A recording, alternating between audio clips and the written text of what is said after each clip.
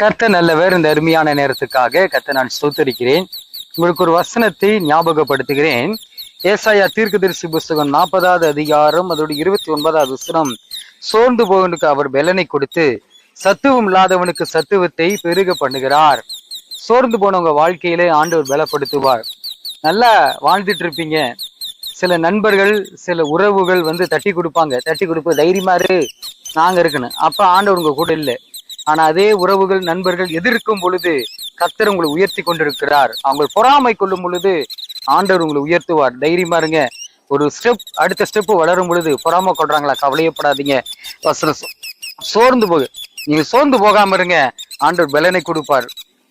சத்துவமே இல்லையா, அதுக்கு சத்துவத்தை கொடுத்து உங்களை பெருக பண்ணுவார்.